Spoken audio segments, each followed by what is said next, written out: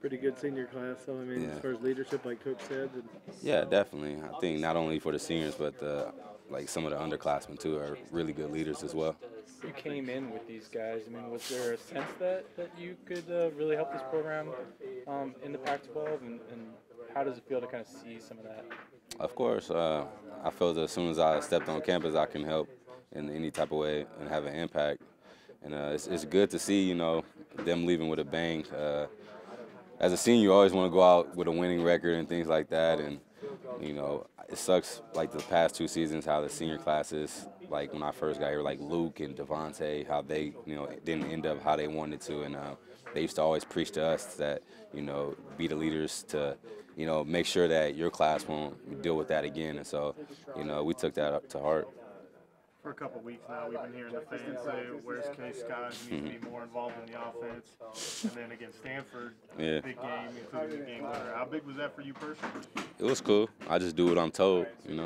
So that's all I could do. You know what I mean? Of course, every receiver would love, 20 catches, but I just do what I'm told and make the plays when my opportunity is there, and when they need me, they know who to, look upon to. Did you know going into the game against Stanford that you were going to see the ball coming your way more often? I mean, to be honest, I figured, but you never know because depending on how the game goes. But going in, I always go in with the mentality like, I'm gonna dominate whoever is in front of me and just handle my 111th, you know. But yeah, so yeah. That slant, it seemed so wide open. Yeah, it was easy. What did you guys kind of see there?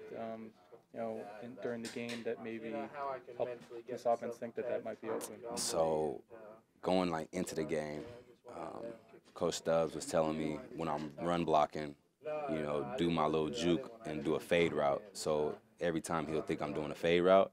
So as that last play was coming up, I see him with the same technique as, as I had on the run plays. And so so the whole game I'm just setting it up, setting it up, setting it up. And so this time he creases in a little bit. He tells the linebacker to help him inside. And so the linebacker obviously didn't listen to him well. And so, I did what I did the whole game, set him up for the fade route and just stuck it back inside, and it was just wide open. That was a conversation with your mom afterward. It was cool. She was hype, like she always be, proud, but it was very special for me because my brother was there that I haven't seen in like 5 years, and I finally got to see my nieces and my sister-in-law. So it was for me, it was bigger than the moment just to see my family. The game against Arizona last year wasn't exactly the best game you guys have put forward. Mm-hmm. What does it mean this year to kind of get them at home, but also know that you have a shot at them? It's good because I don't think we beat Arizona since my redshirt freshman year.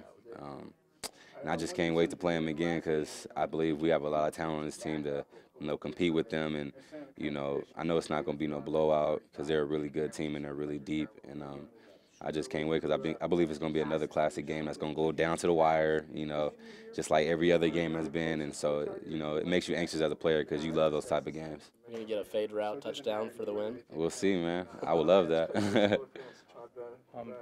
It seems like you've been frustrated for a couple weeks now, and it's been kind of working through that. I mean, does that play at the end of Stanford sort of alleviate that all the way, or are you still feeling like a little bit frustrated and want to do it more? I mean, of course, as a receiver, you would love to keep doing it more and more, but, helping my team out like blocker for Devontae, I like doing things like that. Seeing him run down the sideline and spring open because of a block that I had or something like that, that's pretty cool as well. Just the little things that go unnoticed that people don't see all the time. And, of course, as a receiver, you want to get 10 catches and all that. But to me, stats don't judge how good of a player you are, in my honest opinion. It's just how you do and manage it. As a complete receiver, you want to do the whole game, blocking, receiving, and all that. So. Yeah. Has your role in practice changed since Driz went down and Tim went down? Now you've got some of the younger guys trying to step in and fill those roles. Is it more of a leadership role for you in practice now? I mean, I've always been like a leadership role, to be honest with you. But it's still the same, to be honest. It's the same.